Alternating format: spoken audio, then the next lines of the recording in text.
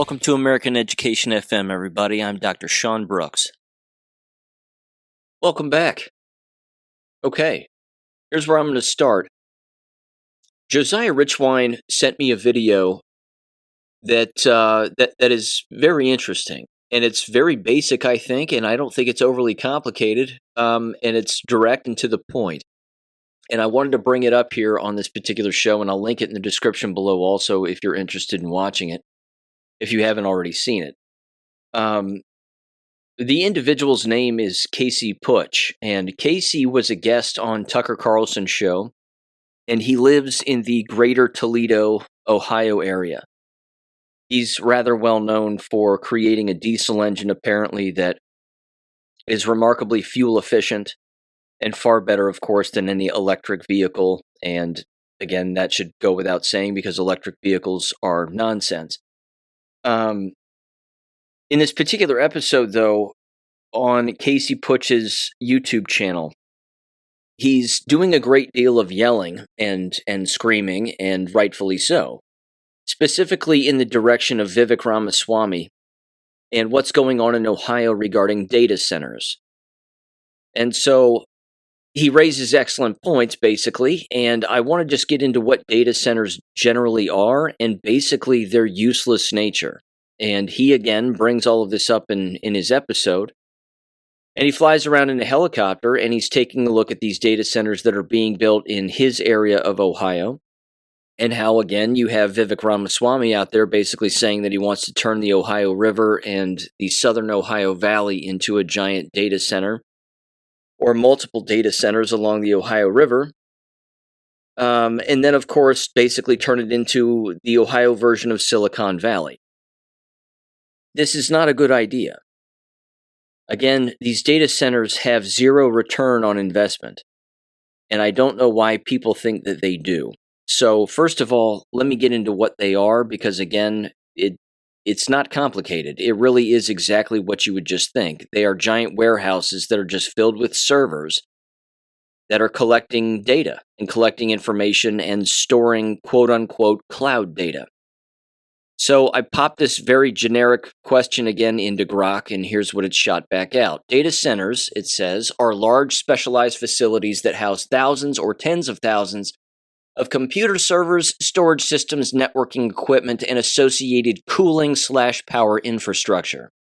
Their primary functions include storing and processing massive amounts of data, for example, cloud files, databases, and websites, running compute-intensive workloads such as AI model training/inference, big data analytics, video streaming, and enterprise software, and then ensuring reliability through redundant power, often multiple utility feeds and backup generators, cooling systems to prevent overheating, physical security, and high-speed fiber optic connectivity. Modern hyperscale data centers, the kind being built at scale today, can consume hundreds of megawatts of electricity comparable to a small city and cost $1 to $2 billion per campus. Again, it's just a giant hard drive. And unfortunately, they're massive, and it takes up a great deal of property and farmland, and beautiful land at that. And the problem, and I'm going to, again, continue to read some of these descriptions here from a financial standpoint, but the problem is that, and Casey is right, it drops property values among the individuals who live and work there. It basically, again, makes their properties next to worthless. It will increase the cost of electricity and water and utilities that everybody already pays for, because these centers will be requiring more of it. Again, it's not cost efficient for anything. I mean, you're basically building a giant leech in the middle of an area that decreases the value of everything that is there, but increases the cost of living for everybody who remains. And again, I don't understand it. I just don't know why they are being built the way that they are, let alone taking up good quality land to do so. It goes on here. It says why Ohio is seeing a boom in data center construction. Ohio has emerged as a top U.S. destination for hyperscale data centers in the 2020s due to a unique convergence of economic, geographic, infrastructural, and policy factors. Here are some key drivers. First of all, abundant and affordable power. Ohio has a diverse energy mix, natural gas, nuclear, some renewables, with lower industrial electricity rates than coastal states. It says American Electric Power, for example, or AEP Ohio, and other utilities have excess transmission capacity and are expanding substations to handle 500 plus megawatt loads. The next factor, it says central U.S. location and low latency.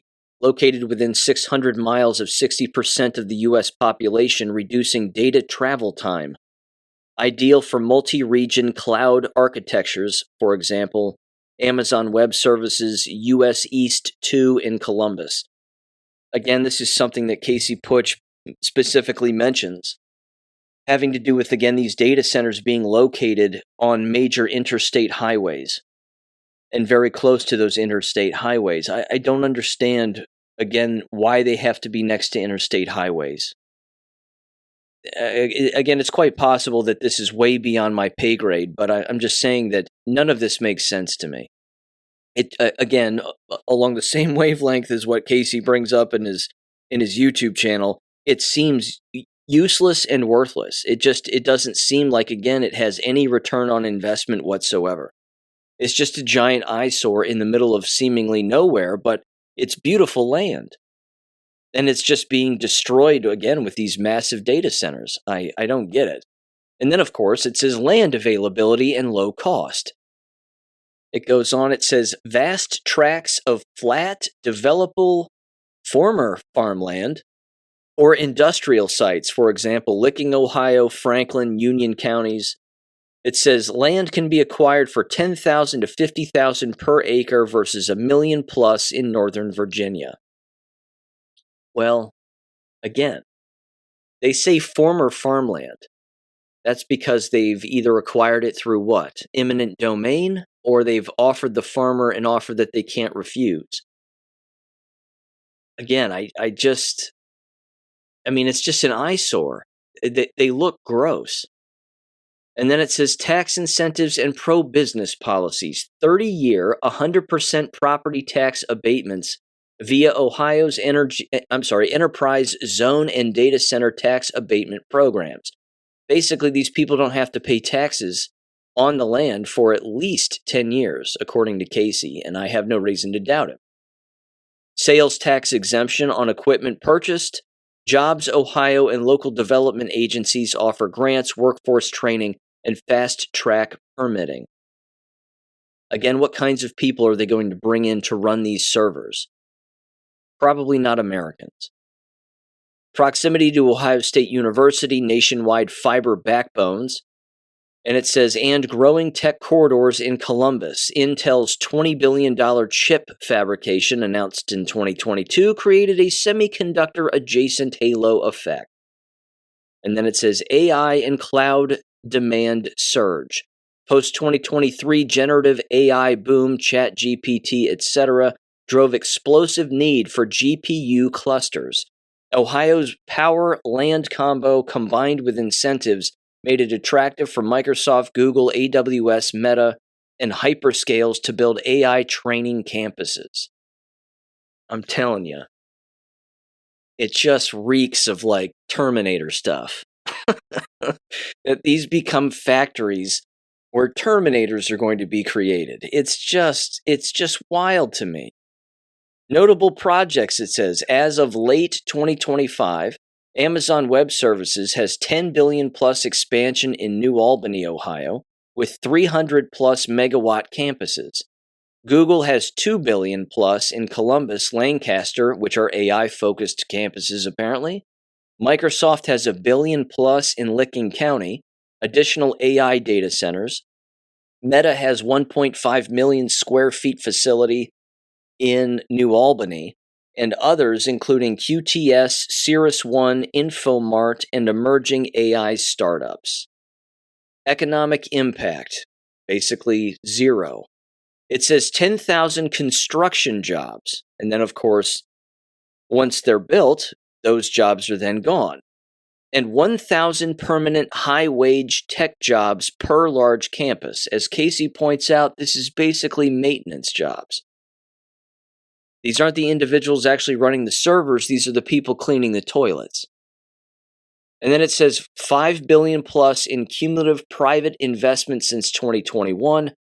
Strain on local grids and water resources has prompted utility-scale solar battery projects and public debates over ratepayer impacts, rather. It says, in short, Ohio offers cheaper power, cheap land, big incentives, and Midwest latency. A perfect storm for the AI/cloud infrastructure gold rush. I don't understand why this is some gold rush.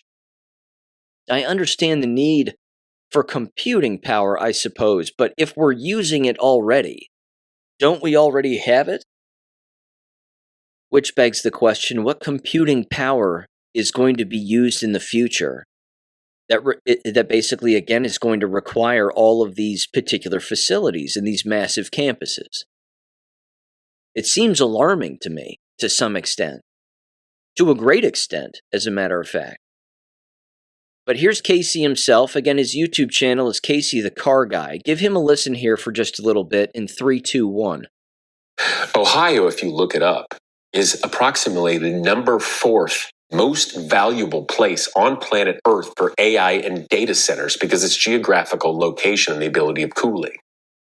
But look at this data center. Look at it being built. It's only a small fraction of what's going to be coming. The rest of that farmland you can see is about to come up.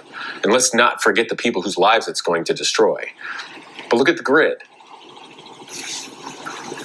Maybe a majority of it is being paid for by the company to bring in the electricity in. But now the demand will be massive because data centers and AI are highly inefficient thinking brains. They are orders of magnitude less efficient than the human brain. So they only do 2 things. The second thing that they do, by virtue of power and product, is compute and make data and think. But the thing that they actually do, if you look at what it is, they're a giant heater. Period. They are a heater that thinks.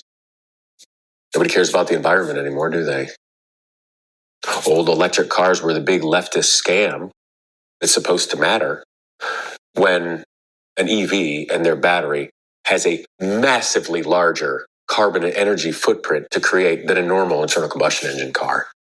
And I recently built a car that has a lower carbon footprint per mile on straight diesel alone than an EV does national average. And I'm one guy in a Quonset hut. Built the car for about 30 grand. We are being manipulated, lied to, and controlled. And that's what these data centers are. This is the final boss and the final straw. But the thing that burns me up is Ohio is my home, my state. I care about the people. I care about the land. I care about the animals. I care about the environment. I care about the farms and the farmers and the workers and everybody. And our sick, gutless, pussy politicians, by the way, pussy is short for pusillanimous, which means a weak man. Our gutless loser politicians think it's a prestige project where we won't collect any taxes. And we're basically subsidizing all of the electricity to create the things that will enslave us. But it's more than that. It's an arms race for data computing of the financial system. Bitcoin, data currency, it doesn't exist. It's not a real thing. It's not gold. It's not silver. It's not a product. It's not even labor. There's nothing there. Humanity is chasing something and building power grids and power generations and creating massive heaters of our waterways and our land and destroying people's lives for nothing. For the bullshit game of currency, for numbers on a computer screen that don't fucking exist. Meanwhile, all the people of Toledo, Ohio area, Perrysburg Township, Bowling Green, Ohio, our electricity bills will skyrocket because of demand. Isn't that interesting? Nowadays, we're all getting smart meters on our homes and businesses. What happens one winter when the electric grid can't handle it? And we, the people, are second rate to these goddamn data centers.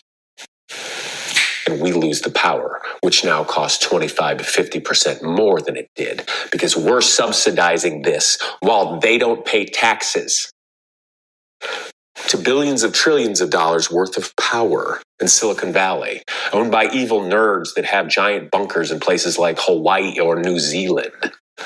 But our gutless loser politicians have just sold all of us out, the entirety of Ohio. Well, what are we going to do?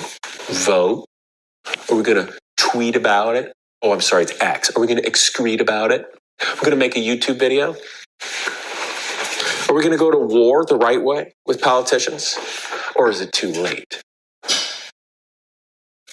The other thing is they're all military targets. Each and every one is a military target with no defense. You want that? You want a giant world bullseye next to your town and your house that saps more power than the entirety of the town that you have to pay for? Meanwhile, when the entirety of the economy and politics and everything is so hypercritical and inflated and insane and fake and we're being pushed around that nobody can make a living or build a business anymore, we're supporting this, the thing with these evil tech bros that will manipulate us and mine us for every data. You think these evil nerds care one shred about you, me, an animal, a tree, or anything of the land at all? Or how about our gutless, pathetic politicians that say nothing about this and do nothing about it, while they let Vivek Ramaswamy, an actual anchor baby whose parents are from India, that got his college scholarship paid for by George Soros money. Basically, a guy that's been considered a terrorist around the world and banned from countries because he manipulates countries and screws them up so much to trade currency and become worth billions of dollars. That's the money that supported Vivek Ramaswamy. The guy who then bought the rights to a failed pharmaceutical drug that maybe kind of helps with memory loss, that they can tout as a cure for Alzheimer's. And he can basically do a rug pull and cash out with $130+ million so they can manufacture a rich guy. A guy that's connected to people like Peter Thiel, the somewhat disfigured looking homosexual man that's connected with the CIA and Palantir, which is the program that Trump's giving a perfect red carpet to use AI to consider every data point to be able to enslave us, to ensure that there will be no more government anymore, no more direction, no ability to lead yourself or control or fight back in any way. He's not wrong. It is alarming. I mean, I really don't know what else to say. You can sit around and think about it all day long if you want, but I think you're going to arrive at a conclusion that there has to be something else far more nefarious going on with them. Again, people are using artificial intelligence right now for a variety of different reasons. Unfortunately, many people are using it as a replacement of their own ability to write something or do a particular thing. Like I said earlier, though, the question comes in, what on earth do you need that level of computing power for in the future? Because again, these individuals, they don't think just 2 steps ahead. They're thinking far further ahead. And again, it doesn't seem to me like it's a good thing. Casey's also right, too, when he talks about it being a giant military target.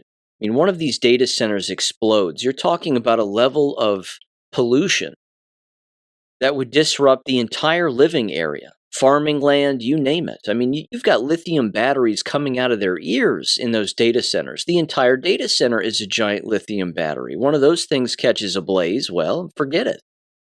It'll make the train derailment and that entire fiasco in East Palestine, Ohio, look like a walk in the park. Again, they're defenseless. He's 100% right. Again, I just don't see a good answer to any of this. I don't see a good purpose at all. Again, if AI is being referred to as an arms race, or a technological race or an investment race, who's going to be the victim of that arms race? Because it has to be used again against someone eventually. It's clearly going to be used against us. But how and why and when? I mean, that's anybody's guess. Again, it's a mental exercise in a mental gymnastics game that is slightly complicated, but I just don't know where to stop with it, other than arriving at a conclusion again that it's not a good thing, and it clearly can't be. And Casey's right when he openly talks about where are all these environmentalists all of a sudden. All of a sudden, they're dead quiet because they're too busy driving around in their Teslas thinking they're making a difference and that they're quote-unquote doing their part. They're wasting more energy. They're burning more coal. And these data centers are taking up copious amounts of land and resources in the general area. Again, I don't know where to come out on all of this other than coming out on the side that it's not a good idea. There's no way that this can have a long-term positive impact. And at the very least, I think that's a question that we need to be asking all of these politicians all of the time. What is the long-term plan with all of these systems? What is the long-term plan with, again, all these data centers? Because there has to be a long-term plan. And I'm not saying they're going to tell us, because why would they?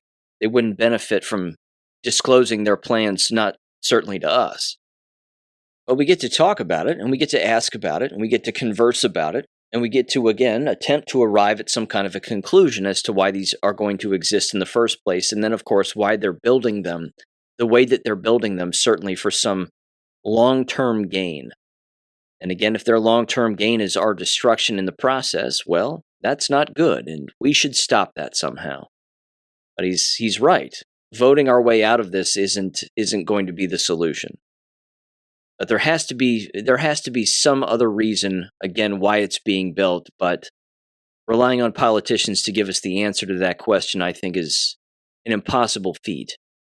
So, if anybody knows more about it than that, and certainly those explanations that Casey was providing, feel free and reach out and, again, give me your theories on it, because it doesn't seem good. But I wanted to thank Josiah Richwine for sending that to me. It was very eye-opening. And, knowing what's going on, of course, in your own backyard and in your own state is a big, big deal.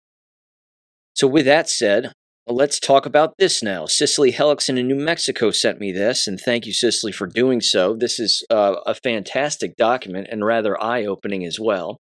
This is from the U.S. Department of Justice, Federal Bureau of Investigation, and this has to do with crime in schools between the years of 2020 and 2024. So I'm going to get into a few pages of this 17-page document. It exists on my website under the Government Documents tab, and it's also under the Education Documents tab of AmericanEducationFM.com. Feel free and bounce over there and check it out and download it if you're interested for free. Here's what it says here. Here's the executive summary. It says the FBI's Uniform Crime Reporting Program, or UCR, collects crime data from agencies across the country through the National Incident-Based Reporting System, or NIBRS. From 2020 to 2024, agencies reported 1,299,063 criminal incidents occurring at school locations via NIBRS. There were 1,504,310 offenses, 1,539,149 victims, and 1,250,077 known offenders associated with those incidents. It says this subset of NIBRS data shows the following information was reported. Assaults were the most reported offenses in the crimes against persons category. Larceny thefts were the most reported crimes in the crimes against property category. Drugs, narcotics offenses were the most reported crimes in the crimes against society category. When a weapon was involved in a crime, it was most often a personal weapon, for example, hands, fists, feet, etc., not an actual, object of a weapon. It says the most common month for incidents to occur was September. Most victims who were 18 years of age or younger were between 13 and 15 years old. Most victims, rather. It says most victims were female. And it says the most reported race of victim was white. The most reported ethnicity was non-Hispanic or Latino. Most victims were residents of the jurisdiction where the incident occurred. Many of the victims were not hurt or suffered only a minor injury and were acquainted with the offender. And when looking at local known offenders, the age group reported most frequently was 13 to 15 years of age, male, white, and ethnicity non-Hispanic or Latino. So again, it means that the victim and the perpetrator, the victimizer, when they're white, they tend to know each other more. Whereas if it's another race, again, being the victimizer, they typically don't know the person that they're attacking. Now again, I could probably spend the entire episode on this alone because, yes, race plays a factor. But the fact is that the vast majority of crime that exists within schools also, and this, of course, is an indicator of it, is again that the vast majority of schools in America are predominantly white. Now, with that said, that's not to say that depending on the location and geographic location of said school, that can completely flip itself on its ear. And the vast majority of course, the school's population would be black, or even Latino, so to speak. Again, that depends on the geographic location of the school. But the fact is that whites need to stop fighting whites. That has to happen. Yes, blacks should stop fighting blacks too. But as we know, again, that crime alone, black on black crime rather, is arguably statistically the highest that exists in the United States. But of course, it's shifting also. And it's becoming more race-related, and again, black on white crime, black on Latino crime, etc., etc. I mean, it's out of hand, and it's out of control. Now, I want to take some time with this because this is an interesting document. Here's what the introduction says. It says, "It is vital to study crime in schools and colleges along with learning the characteristics of the victims and offenders in order for law enforcement agencies, policymakers, school administrators, and the public to properly combat and reduce the amount of crime occurring in these institutions. This study examines the characteristics of victims and offenders involved in the incidents at school, which were reported to the FBI's UCR program via the NIBRS by participating law enforcement agencies. Through NIBRS, agencies can report specific details about criminal incidents in schools, including victims and offender information and the types of weapons used. This study uses NIBRS data from 2020 to 2024 related to crime that occurred in schools. Details regarding data collection in NIBRS can be found in Appendix A." Okay, first of all, as kind of a summary to the introduction, you have to take this into consideration. The vast majority of schools do not report such statistics to the FBI. This is such a small sample in the larger scheme of school violence that it's beyond ridiculous, I think. Not to mention, again, discipline referrals that are deleted on a constant basis by school administrators, the hiding and protection of particular students, certainly quote-unquote people of color, okay, and all these other ridiculous terms that they use again, and excuses that they make to protect particular kinds of students. There's also this phenomenon, which I think is an absolute abomination, and it has to do with students, again, who are on IEPs or 504s because the school district and or paperwork deems them to be so-called handicapped. So if a student is engaging in a violent act, for example, they chalk it up to what's referred to as a manifestation of their disability, which is basically it's an excuse, that's for one thing, and it's jargon to essentially say they don't know what they're doing because they're handicapped. Therefore, we can't really punish them the way that we would punish anybody else because, well, it's because they are who they are. And see, only the school system can categorize students like that because society does not. Society doesn't make excuses, although, yes, it certainly does when it comes to the corrupt judicial system and 1,000 other things. I mean, we know it's not fair. But out in society, again, if you punch or stab or sexually assault or whatever, more times than not, you're going to go to jail. Not so in the American school system. And for me personally, this too lies a massive problem. This is where local prosecutors, in my humble opinion, need to become far more tough. They need to become far more tough verbally so that everybody in the surrounding area knows exactly what the expectations are and what the punishments will be for minors. That if you engage in physical confrontations with other minors, you will be going to juvenile detention.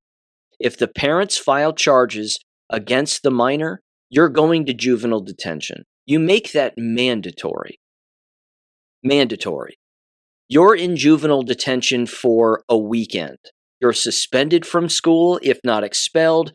You're going to juvenile detention for 2 days. 2 days and 2 nights. You're going to wear the jumpsuit. You're going to sit in a cell. You're going to get a nice taste of what real jail is like, because when you become 18 years old and you do this, that's where you're going to end up. You see, this is the problem, again, with not only the education system, but our entire society as a whole, is that it creates far too many excuses for youth. Therefore, getting them to believe again, multiple offenders, of course, that they can, or repeat offenders, I should say, that they can get away with this kind of behavior, certainly when they become an adult.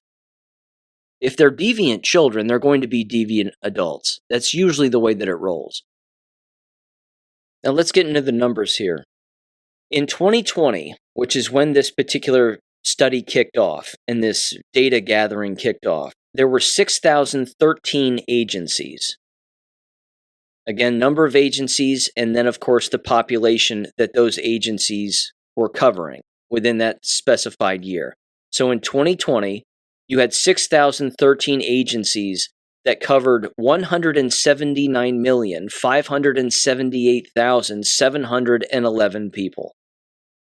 In 2024 now, at least as of 2024, there were 9,047 agencies. So you have 3,000 more agencies data collecting than the previous 4 years. And then, of course, with that comes a population growth.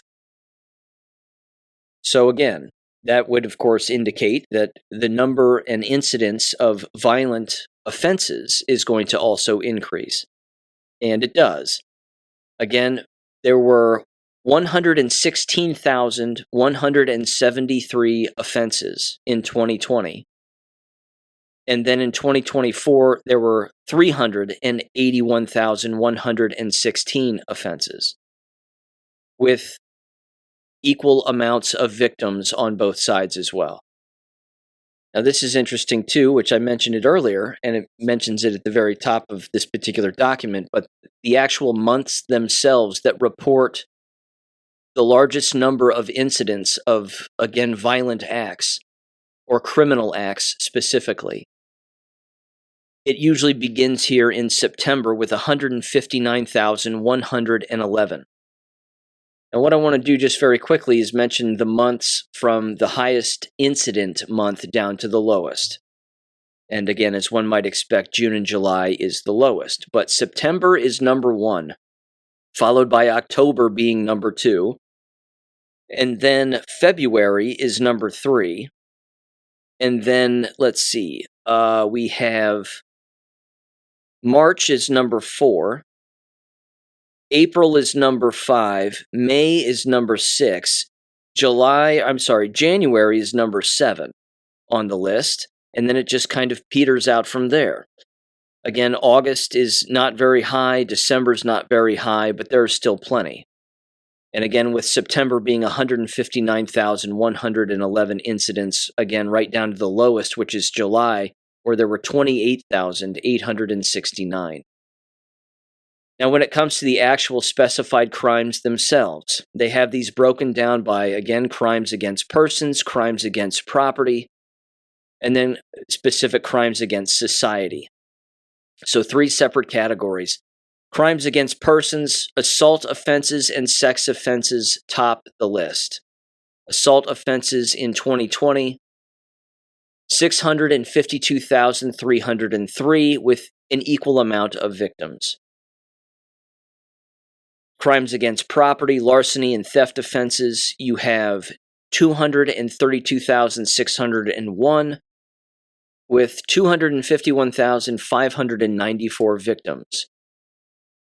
And again, it goes right through a giant list again of other crimes against property. But again, back to crimes against persons real quick, just so I can read these categories for you. You have assault offenses being number one, sex offenses next, kidnapping and abduction follows that, sex offenses non-forcible, homicide offenses, and human trafficking is toward the bottom.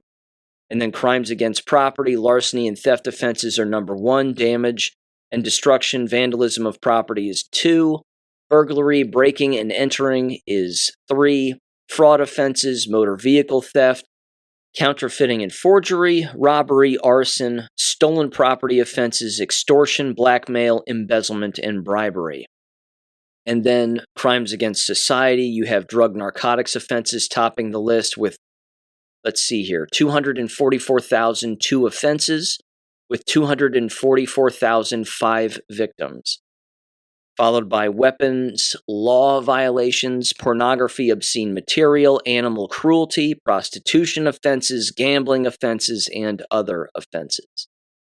Specifically, when it comes to the weapon that was used in a particular physical offense, you have topping the list personal weapons, which of course indicates fists or kicking or punching, things of that nature. And I'm going to read these again right down to the very bottom. These are in order. Again, personal weapons being number one, knife, cutting instruments number two, handguns 3, firearms 4, blunt object 5, other firearms 6, asphyxiation 7, motor vehicle, vessel, rifle, automatic handgun, explosives, shotgun, fire, incendiary device, drugs, narcotics, sleeping pills, and then poison toward the bottom of the list. Again, the age range in which the vast majority of the victims exist is between the ages of 13 to 15, with again almost as many between the ages of 16 to 18, about 100,000 less, give or take. But then they have a massive category, of course, which is almost double that, from the ages of 19 or older. And they mention that, of course, because they have to take essentially the category of resource officers and put them in there. Same thing with teachers, and when they're the victims also, then of course they would fit under the 19 or older category, because that age range goes all the way up to 98 years old.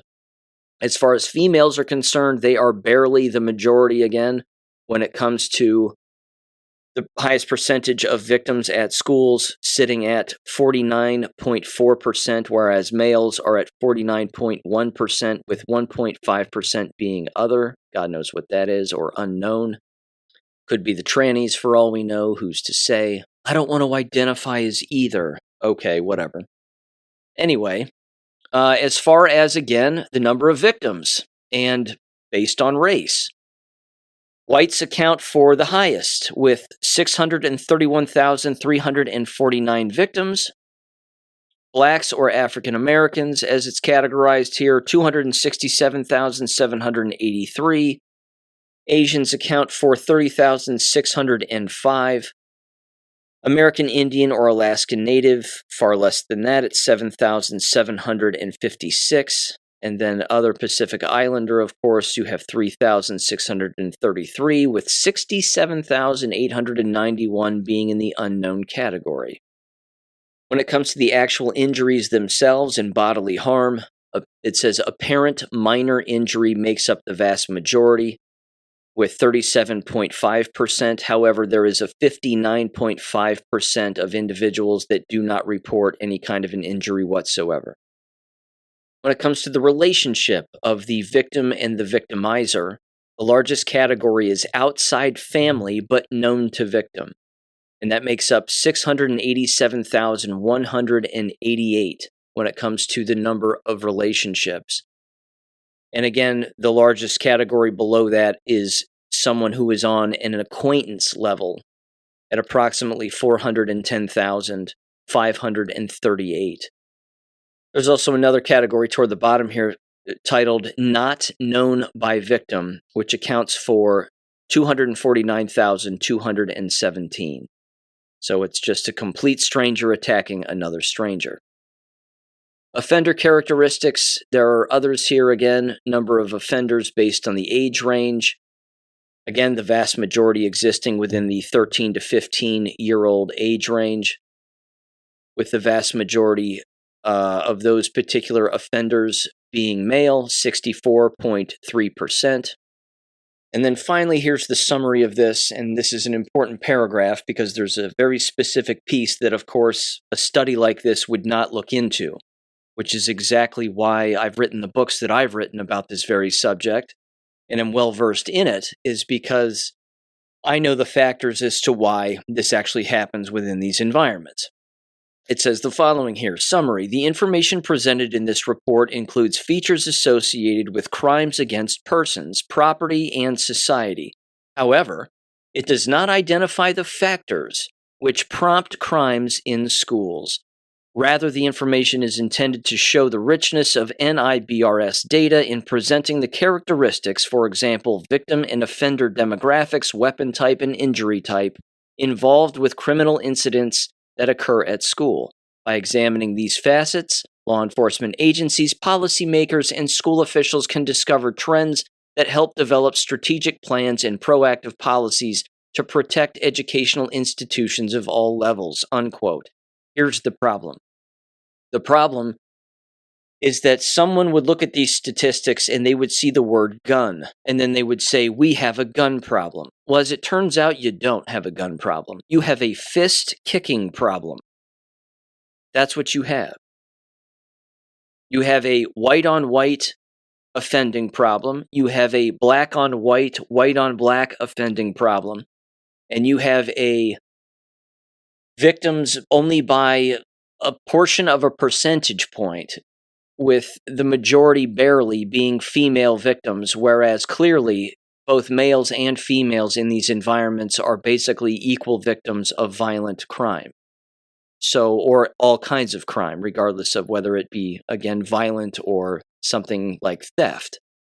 Either way, the reason that the environment is the way that it is and accounts for behavior like this on a consistent basis is because the environment, from a design standpoint, is constricting, controlling, it limits freedom, and then it forces individuals to be around one another when in any other normal civilized society they would never choose to be around one another. It is literally unnatural. That's why violent crime occurs. That's why illegal behavior occurs within these environments. Again, endless people would be very, very quick to blame their parents and the parents of students, or again, the home life or whatever. And the fact is that yes, that plays a role, but when you're spending 8 hours a day, 5 days a week, in an environment that has the characteristics of said environment that I just mentioned, you're going to have violent crime. You're going to have illegality. And when you put adults, who many of which are immoral, within those environments, experiencing the exact same things that the minors themselves are experiencing, they too are going to engage in crime. Because again, the environment is unnatural. And when you throw in the element of a lack of accountability and excuse making and a dumbing down of an already dumb system that is literally designed, again, to mislead, brainwash, manipulate, and control, you're going to get adults in those systems that work in those systems that are again, are going to seek to make endless excuses for said behavior, thereby leading again to a lack of accountability, and then sharing any real accountability with the masses to create an example and say, see, look what this person did, or look what that person did. Now they're no longer here. If you behave like that, you won't be here any longer either. So pay attention to what this person has done, and now you know, and knowing is half the battle. But they don't do that. They hide. They brush things under the rug. They delete referrals. They make endless excuses for violent behavior, which always breeds more violent behavior, not just among the offender themselves, but it creates a level of anxiety and an unhealthy atmosphere among those who could be and would end up being potential victims in the future. And then, of course, the adult population also sees this lack of accountability, thereby driving dissatisfaction within the business and a high turnover rate. So a larger umbrella over, again, a great deal of the entire business, which is why, again, it is rife with crime, is a lack of accountability, a lack of the law actually coming down on all guilty parties quickly and swiftly. Case in point, a bus driver in the Dayton area. Give this a listen in 3, 2, 1. New at 5, a group of former Northmont High School students is suing the district. The group said the district knew about complaints before investigators charged the former school bus driver with dozens of sex crimes involving children like them. Prosecutors said Matthew Hunt had inappropriate relationships with current and former students at Northmont.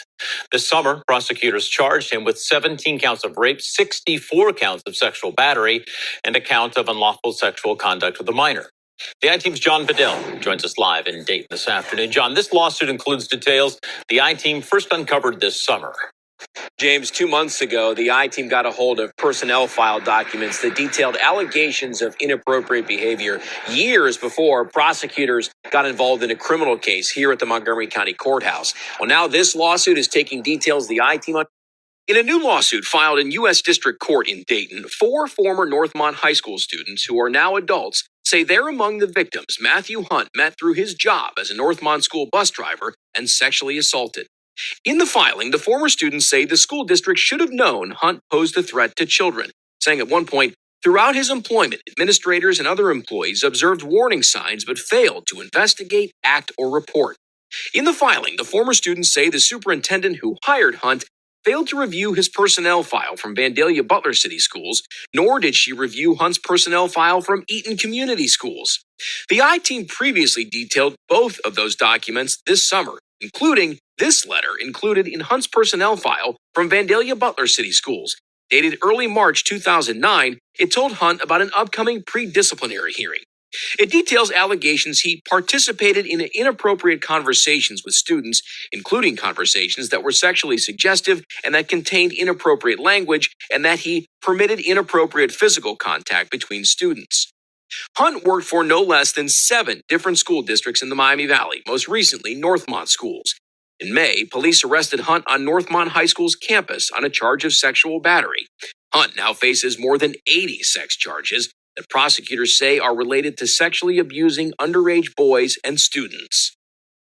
Again, he's just a drop in the bucket, but when it comes to a lack of accountability, like I said earlier, that's the problem. This is from the Dayton Daily News, and it said a Dayton Daily News review of school records earlier this year determined that Hunt resigned from Vandalia Butler City Schools more than a decade and a half ago after he was accused of having inappropriate conversations and contact with students. Hunt went on to work for at least 5 other local schools and districts. The newspaper's investigation also discovered a handwritten note in his school personnel file at East Community Schools that suggests that someone with the district in 2011 learned about allegations that Hunt, quote, was having a sexually explicit relationship with a 14-year-old boy while at Vandalia. People know. People always know, or they have suspicions, or they're just blind to it because they're stupid and they can't pay attention to crimes or people who would engage in said crimes right in front of their faces. Again, this is my own opinion that I'm about to share, but this is my opinion. I've always felt that males working inside of elementary schools is highly suspicious at face value. It does not matter if they are married. It does not matter if they have children or not. It's unnatural. It's like male daycare workers. Doesn't that seem suspicious at face value? to a vast majority of people. I would take it a step further, and I would say adults, specifically males, who coach female sports. I think it's unnatural. That's my opinion. I think it's weird. Again, when you take a lack of accountability and you combine it with individuals who don't believe that such behaviors exist or would exist with either their own children or in those kinds of environments, then you have a level of gullibility and stupidity that would only perpetuate such crimes. So to answer the question for the FBI and the DOJ as to the causes as to why these crimes are committed within these environments, I just laid them out.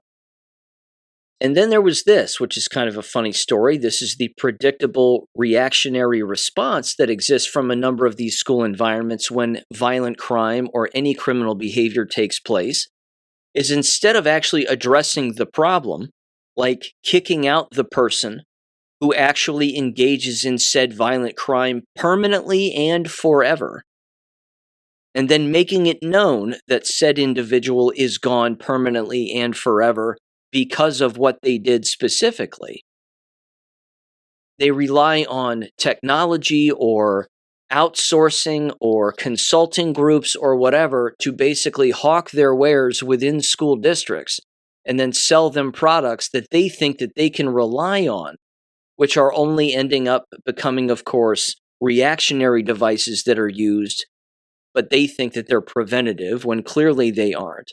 And then they're misused, or they're not used properly, or they're just filled with flaws. Case in point, this was from the Gateway Pundit. It was titled, AI Security System Mistakes Bag of Doritos for Gun. Triggers Police Response to School in Baltimore. It says an artificial intelligence system at a high school in Baltimore mistook a bag of Doritos as a gun. On Monday, Taki Allen was waiting for his ride outside of Kenwood when all of a sudden police officers with their weapons drawn demanded Allen get on the ground. Allen, completely confused by the situation, heeded the officers' commands and was searched by the officers only to find no weapon on him, rather only a bag of Doritos. The teen told WBRC, quote, "They said that an AI detector or something detected that I had a gun. He showed me a picture. I was just holding a Doritos bag like this." It says, in a letter to parents, the principal of Kenwood's high school wrote, quote, at approximately 7 p.m., school administration received an alert that an individual on school grounds may have been in possession of a weapon. The Department of School Safety and Security quickly reviewed and canceled the initial alert after confirming there was no weapon. It says, quote, "At first I didn't know where they were going until they started walking toward me with guns, talking about, quote, get on the ground, and I was like, what?" Allen told the WBAL-TV 11 news television station. Allen said that they made him get on his knees, handcuffed and searched him, finding nothing. Then they showed him a copy of the picture, and that had triggered the alert. Quote, "I was just holding a Doritos bag. It was 2 hands and 1 finger, and they said it looked like a gun," Allen said. The company behind the AI gun detection security system is called Omnalert, if I'm getting that right.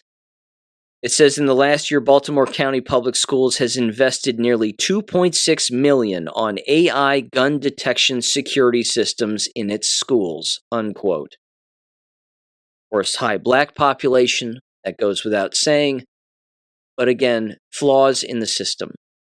And they're not going to get to the real root causes as to why, again, real violent crime occurs not carrying around a bag of chips.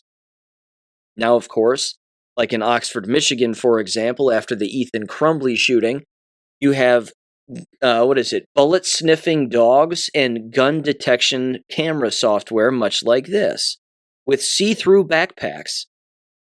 Again, it's a mind manipulation training camp where they're normalizing this kind of behavior when in real society, this kind of thing doesn't exist. You don't have to walk around with a clear backpack. You're not constantly walking through metal detectors. You don't have bullet-sniffing dogs sticking their nose in your backside or walking past them with any regularity. It doesn't happen. School environments are unsafe because everything that goes on in them and around them is unnatural. It's unnatural. It's the only environment where you are literally around more strangers at any one given time for a long length of time than any other time in your life. Again, if you go to a concert, for example, or a person goes to the movies, if people still do that, or you go to a sporting event, you're at those events for what? 2, 3, maybe 4 hours tops, maybe 5 hours if you're lucky, I guess. I don't know. But then that's about it. Then you go home. And you don't do it the next day, and you don't do it the day after that, and you certainly don't do it 5 days a week. Only the school environment causes an individual, again, to be around complete strangers with such frequency.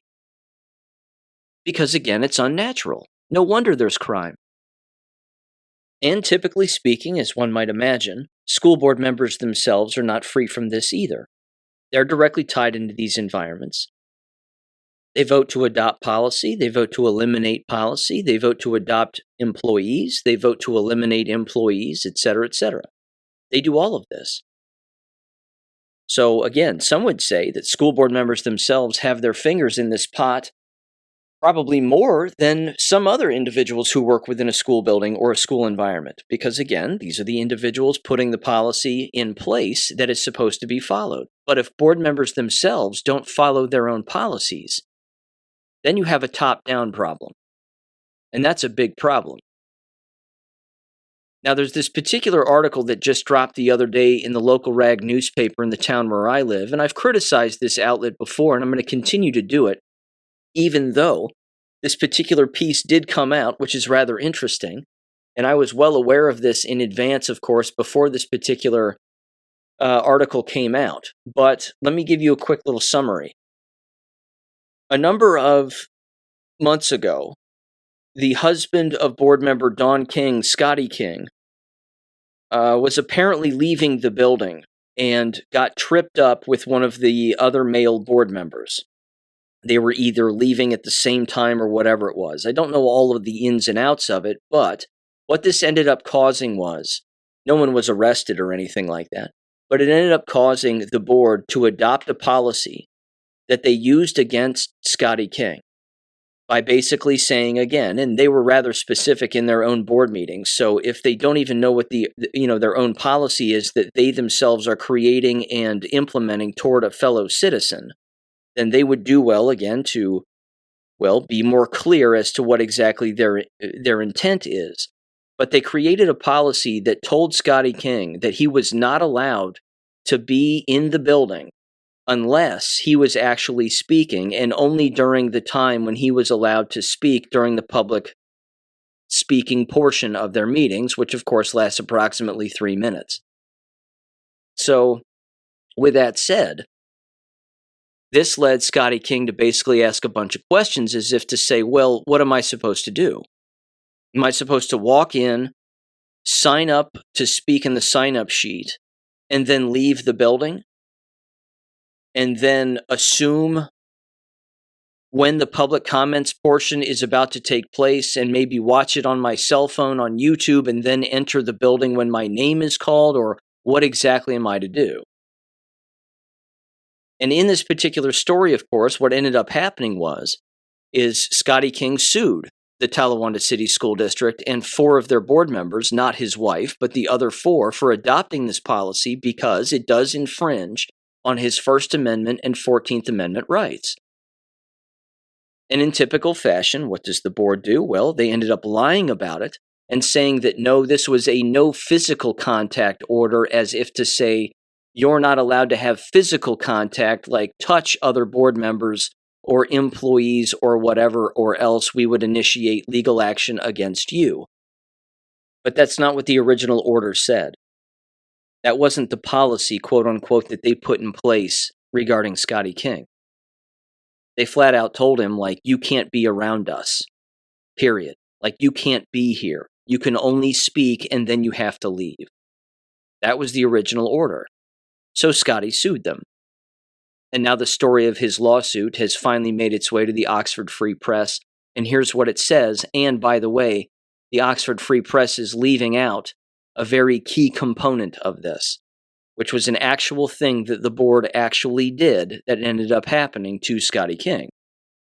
It says the following here. A legal complaint was filed against the Talawanda Board of Education earlier this month that accuses 4 Board of Education members and the district superintendent of violating constitutional rights, which they did.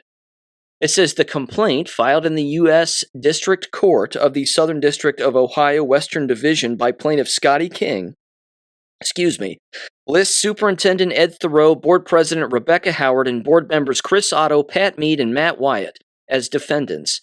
Another member, Dawn King, Scotty's wife, was not listed because she voted no on the resolution. Why would she vote yes? Her husband did nothing wrong. It says the complaint references a resolution adopted by the board in May, which it said imposed sweeping and indefinite restrictions on Scotty's ability to attend, observe, and participate in public meetings. According to the complaint, quote, these restrictions require him to speak only once for 3 minutes, prohibit him from approaching or speaking to board members or employees outside that period, force him to leave the premises immediately after meetings, and direct police to enforce these limitations, unquote. According to Board Policy 0169.1, referenced in the letter sent to Scotty King by Howard, reviewing his restrictions at future board meetings from May 16, statements by any member of the public speaking during the public participation portion of board meetings is limited to 3 minutes. Howard continued in the letter, Scotty King is directed to immediately exit Talawanda High School, the location of Board of Education meetings, following the conclusion of the meetings, and not to approach or engage with any board member, employee, or representative before, during, or after meetings. The letter, resolution, and a copy of the board policy referenced were used as an exhibit in the complaint. In the complaint, Scotty is referenced, quote, as an outspoken critic of the board's policies and conduct, for which the complaint says the resolution was adopted as a district response. According to the complaint, the resolution was both read and adopted in open session without giving Scotty King notice or an opportunity to respond. The resolution made references to Scotty King's violations of board policy and guidelines, including, quote, verbal and or physical confrontations. But according to the complaint, these were left vague, and specific incidents, dates, and evidence were not identified. According to the resolution passed by the board, not Dawn King, of course, she voted no, the board and its administration have observed Scotty King violating the policy and guidelines, including but not limited to engaging in verbal and or physical confrontations with board members before, during, not including remarks Mr. King makes in public participation, and after board meetings. According to the complaint, Scotty King has never been removed from a board meeting for disruptive conduct, quote unquote, and has never physically threatened a board member, employee, or member of the public. The complaint also references a public records request Scotty King said he submitted in September of 2024, for which, according to the complaint, records were never produced. It says the complaint also accuses the board of going into executive session on several occasions without first taking a vote. Overall, the complaint accuses the board, superintendent, and 4 Board of Education members of violating 14th Amendment clauses, including substantive, due process, and procedural due process, by both adopting a policy to restrict Scotty King's actions at board meetings and by not giving him notice of the meeting to adopt the resolution. The complaint also accuses all defendants of violating the First Amendment by placing prior restraint on free speech and through their retaliation, quote unquote, against Scotty King. The complaint accuses all defendants of violating Scotty King's First Amendment rights of assembly and petition and association, and his right of access to government information. The defendants are further accused in the complaint of violating Scotty King's freedom of speech, assembly, and petition in the Ohio Constitution. The board and the defendants are accused in their official capacities in the complaint of violating the Ohio Open Meetings Act and the Ohio Public Records Act. They also did this, or somebody did it. On one particular meeting after this resolution was adopted by the board against Scotty King, the very next meeting or the meeting after that, again, the very next month or the month after, Scotty King showed up, signed in to speak, and adhering to the order that he was told, he left the building. And then again, when it was his time to speak, the board president reads his name, and he doesn't come up to the lectern to talk. Why? Because he was outside of the building, and the building was then locked, so he couldn't get in. So someone locked the building and locked him out of the building, keeping him again from showing up and speaking. At which point, Rebecca Howard basically says, Scotty King? Well, looks like he's not here. Anyway, and then they move on. It's almost like one of them told somebody to lock him out because they knew that he was outside of the building, adhering to the order. Again, once Scotty dropped this particular lawsuit on them, in typical fashion and being, again, legally misled, because they are poorly led and misled by their district lawyer, who is a complete buffoon, clearly. Any lawyer, again, would have to look at these board members and say, stop talking. Do not bring up legal matters. But they can't help themselves because they think that they can actually talk their way out of what they've already done on the record. And they can't. So again, in the board meeting at the beginning of this month, board president Rebecca Howard addressed all of this. And because, again, that's when the lawsuit dropped. His complaint, Scotty's, was filed on October 8th. And then during the board meeting on the 9th, President Howard referenced the resolution saying, quote, in my 6 years on the board, we've never had before a no-contact resolution. It has absolutely nothing to do with anything that has been said. It in no way limits anyone's participation, Howard said. Quote, everyone participates equally, 3 minutes. It in no way keeps anyone out of this auditorium for the meetings. Howard said that the resolution was decided on by the majority of the board because when board member Meade was leaving a board meeting in April, Scotty King was seen quickening his pace, quote unquote, to catch up with him. And he put his foot out and stepped on Mr. Meade's heel, intending to trip him. Quote, the no contact resolution is literally no physical contact. This was in response to someone attempting to cause physical harm to a board member, Howard said. I think it's important for people to know that we are not infringing on anyone's First Amendment rights. We welcome everyone in public participation and treat everyone equally in that process. Now, all of a sudden, when they're asked for a comment regarding this story, they say that they can't talk about it. Meanwhile, the board president tries to cover her ass the very moment that the actual lawsuit is dropped, thinking she can, again, talk her way out of it.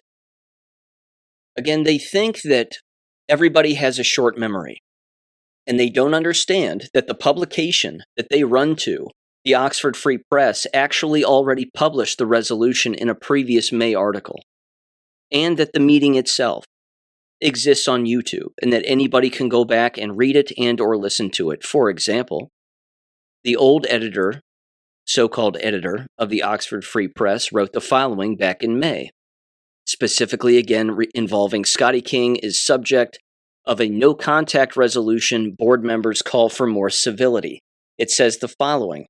Under the resolution, King is not permitted to, quote, approach or engage any board member, board employee, or board representative before, during, or after any board meeting, excluding his right to make a statement up to 3 minutes long during public comment. It then says, and this is the kicker, the resolution directs him to wait until the start time of board meetings to enter the building, but he is allowed in early to sign in for public comment.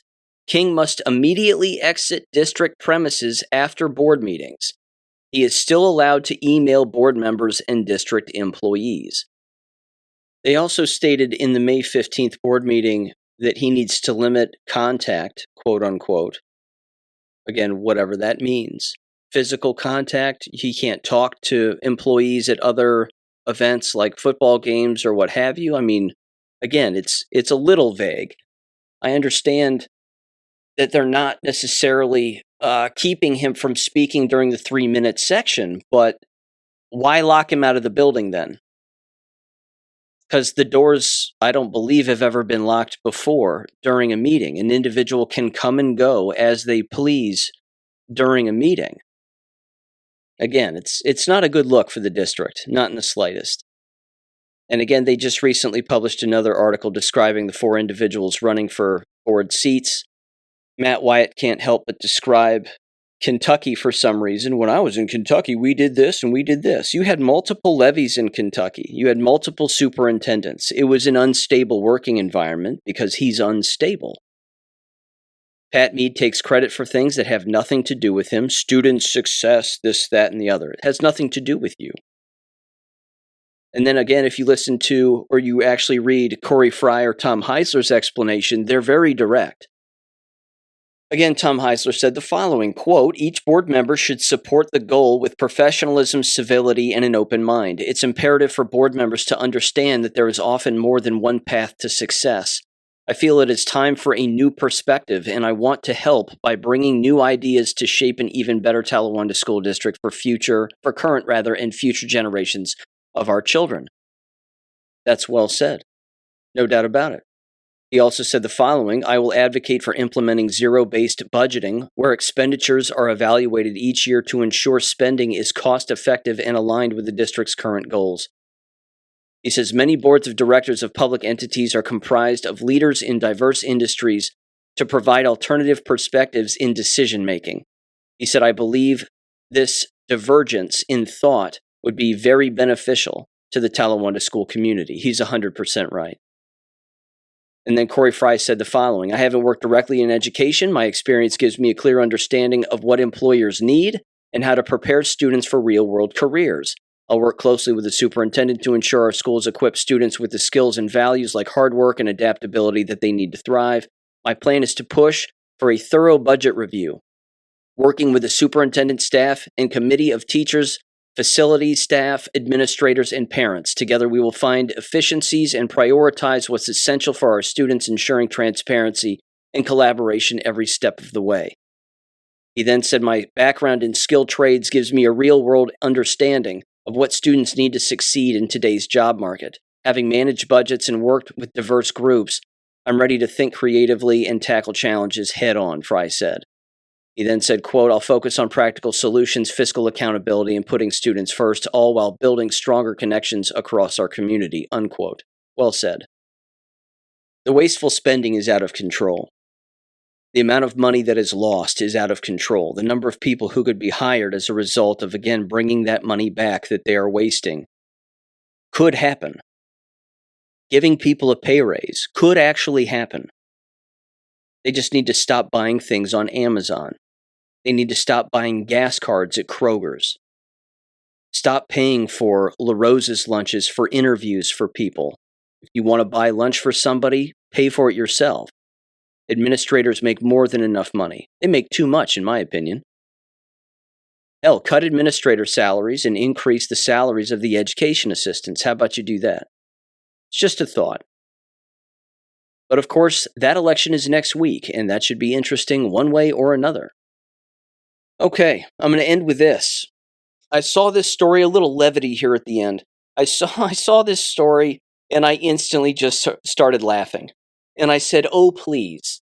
I put my hands together and I said, please, please, Jesus, let there be a video in the future of someone putting these on and potentially falling over and then watching said video of themselves falling over and saying, you know what, that was a bad idea.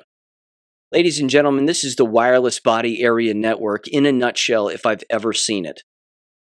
This is from TheVerge.com, which of course is a sort of left-wing tech, science, entertainment, AI publication. The title of this article is the following. Nike, the shoe company, of course, an athletic footwear / apparel company, says its first powered footwear, quote unquote, is like an e-bike for your feet. It's called Project Amplify, which uses a robotic brace to boost your walking speed with commuters in mind instead of pros.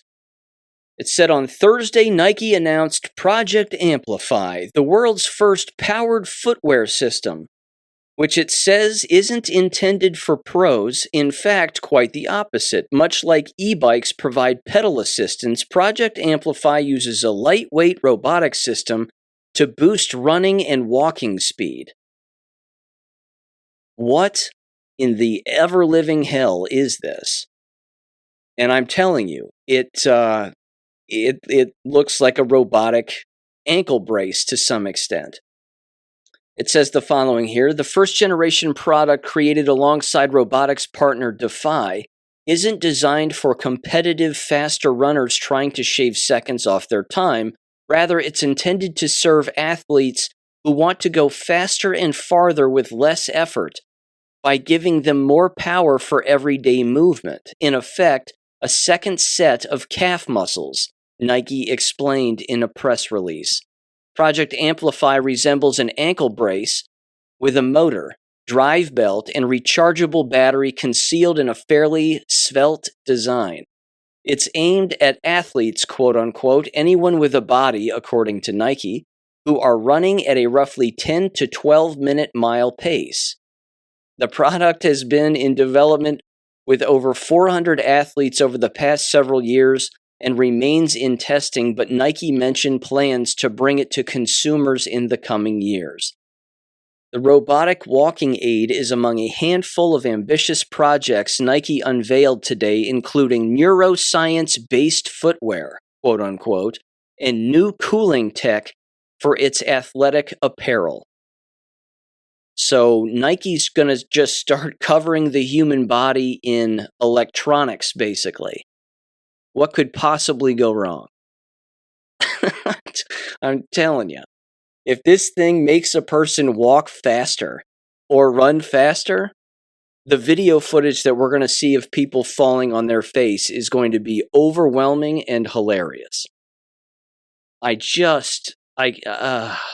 mean, you know that someone's going to use this, even as a therapeutic of some kind. They're going to say this person has a hard time walking, or this person is too old and can't get around. They're going to strap these bad boys on them, and then they're going to fall and break a hip. Or they're going to fall and, land on their head, or whatever it is. Let's go for a hike. Whoops, there he goes off a cliff. It'll happen. Somebody will catch this on film.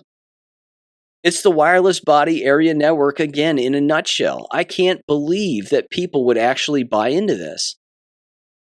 Again, here are the 4 projects that they have going here. Nike has what's called AeroFit, Nike's pinnacle expression of cooling technology capable of channeling more than double the airflow of legacy Nike athletic apparel to help enable peak performance in extreme conditions. I mean, what does that mean? Is it an actual cooling system that's electronic inside of the shirt or the jacket or something? Or is it just the material and the poisonous material that's being used that's up against a person's skin all the time? They have another one called Nike Mind. Is a new platform over 10 years in the making that comes to life in Nike's first neuroscience-based footwear. The Mind 001 Mule and Mind 002 Sneaker, a new type of shoe designed to help athletes lock in their mindset pre- and post-competition. What? What is happening? What is going on? Is this hooked to an application then on your phone? I'm feeling this way, tennis shoes. Tell me what I should do. Then Project Amplify, again, which I just mentioned, helping people move a little bit faster and farther with less effort.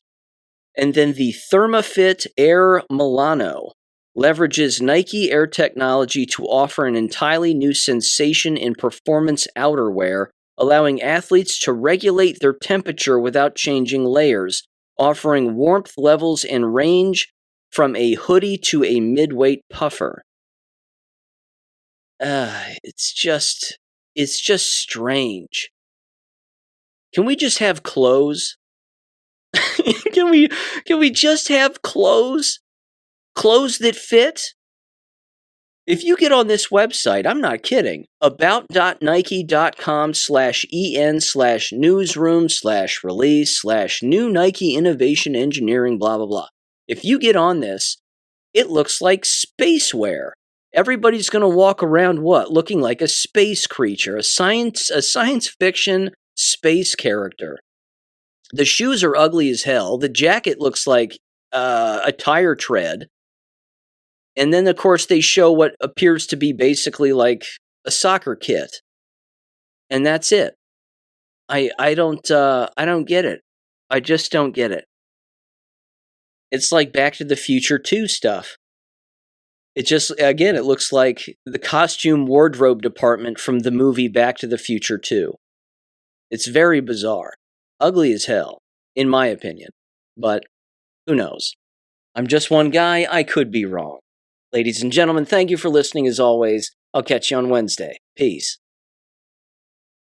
Thank you for listening to American Education FM. Make sure and check out AmericanEducationFM.com for more information. Take care and God bless.